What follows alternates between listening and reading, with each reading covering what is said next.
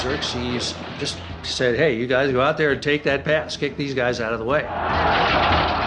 And these lightly armed Medes went up against the heavily armed Greeks, and the heavily armed Greeks kicked their butt.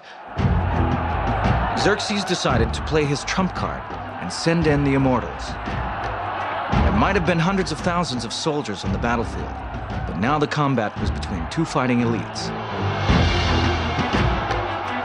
10,000 Persian immortals against what remained of 300 Spartans.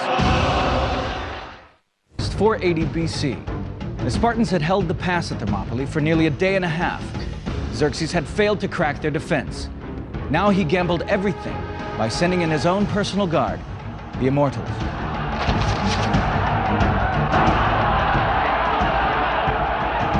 They were a magnificent sight. They carried bows, spears, and short daggers. But rank after rank of the elite shock troops fell in the dust. The light-armed Persians couldn't penetrate the Greek armor, but the Greeks could penetrate them at will. And also the Greeks were trained to fight at close quarters and to come to grips at close quarters. Nothing could shake the Spartans. Xerxes needed a miracle, and it came from an unexpected source. A Greek trader, Ephialtes, seeing a chance to get rich quick, crossed over to the Persian camp. He told Xerxes about a pathway that wound around the mountainside and came out behind the Spartans. The name Ephialtes has entered the modern Greek language. It means nightmare in modern Greek. Ephialtes is today a nightmare. Under cover of darkness, the Persians filed up the track, and on the morning of day 3, emerged behind the Spartans. Leonidas had been outflanked. He knew this would be his last battle. To avoid unnecessary casualties, he sent the rest of the Greek army home. The Spartans would stand alone. It must have been an amazingly emotional moment. As men were walking out, brave men, knowing they were going to live, while others were walking up to the front line, knowing that they were going to die.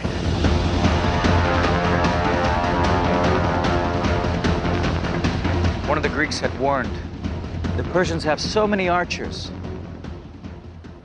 that their arrows will blot out the sun. Well said the Spartan Dionysus, we will fight in the shade.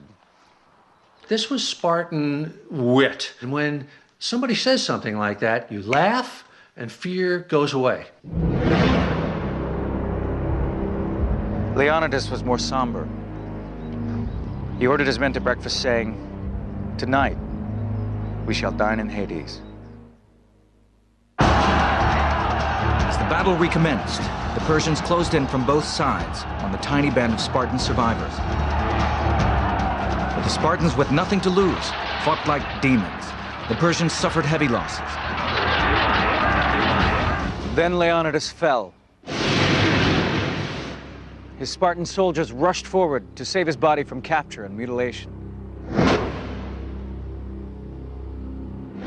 The fact that the Greeks fought in the way they did to preserve his body from the Persians at the moment of final defeat again symbolizes how important the position, the status, the role of the king, the leader, actually was. Xerxes now decided to bring this battle to a quick end. He had tried to fight soldier to soldier in the honorable tradition of his Persian ancestors, but he could not break the Spartans.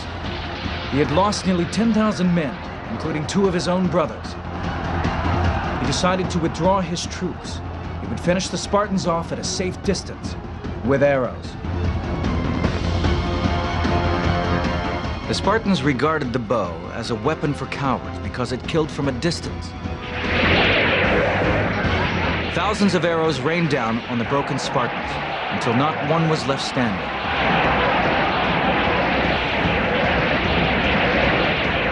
They were finished off by the weapons they despised most. A furious Xerxes ordered his men to find the body of Leonidas, and once they'd found it, to cut off his head and stick it on a pole. The Spartan king had made him pay a terrible price for victory at Thermopylae. 10,000 casualties was a drop in the bucket from such a vast force. But it was a blow to Xerxes and the morale of his army.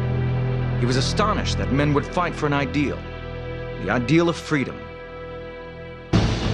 Xerxes raced on through Thermopylae to capture Athens, but its citizens and army had already fled.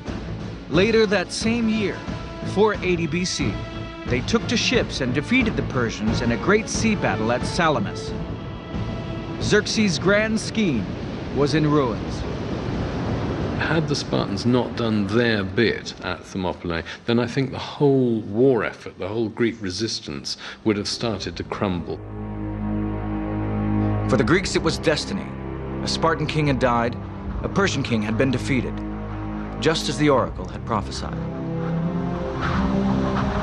All kinds of great civilizations have vanished that left incredible monuments, but the Spartans left nothing. But what they left, just by their actions that one day, is more indelible and is still living today. For the people of Greece, the courage and heroism of Thermopylae had sent a message of hope and pride. The 300 Spartans would never be forgotten. A grateful Greece paid the poet Simonides to compose their epitaph. Go tell the Spartans, stranger passing by, that here obedient to their laws, we lie.